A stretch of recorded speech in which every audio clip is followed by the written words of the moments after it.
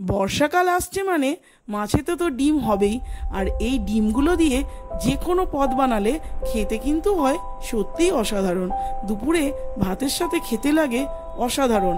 সে ডিম ভাজাই হোক বা ডিমের অম্বল বা মাছের ডিমের বড়া করে ডালনা, যে কোনো পদই খেতে হয় অসাধারণ। আজ তৈরি করেছিলাম আমি মাছের ডিম চচ্চড়ি। তো এর জন্য কড়ায় অল্প একটু তেলে প্রথমে ডিমটা আমি নেড়ে চেড়ে নেব। প্রথমেই যদি বেশি তেলে ডিম দিই তো ডিমটা ফুটে দেখি চারিদিকে ছিটকে যায়। তো এই জন্য আমি অল্প একটু তেলে নেড়ে নিয়েছি। একটু সিদ্ধ হয়ে গেলে আবারও একটু বেশি তেল দিয়ে আর অল্প একটু নুন দিয়ে আমি ডিমটাকে লাল করে ভেজে নিলাম। কড়ায় আবারও একটু তেলের মধ্যে দিয়ে দিয়েছি একটা কাঁচা লঙ্কা ফোড়ন, আর দিয়ে দিলাম একদম ছোট ডুমো করে কাটা আলু, পটল আর পেঁয়াজ। বেশ কিছুক্ষণ কষিয়ে নিয়ে আমি ওর মধ্যে দিয়ে দিচ্ছি পরিমাণ মতো নুন আর হলুদ গুঁড়ো।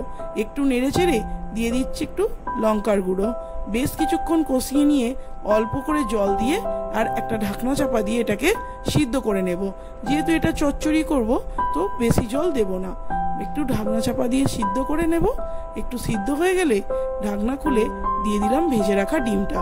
আবারও বেশ কিছুক্ষণ নেড়ে চেড়ে ওপর থেকে একটু কাঁচা সর্ষের তেল দিয়ে নামিয়ে নেব। তৈরি হয়ে গেল মাছের ডিম চচ্চড়ি। দুপুরে গরম ভাতের সাথে এই পদটাও কিন্তু সত্যি অসাধারণ লাগে। তো রেসিপিটা কেমন লাগলো অবশ্যই কমেন্টসে জানাবেন। ভালো লাগলে প্লিজ একটা লাইক করে দেবেন। নমস্কার।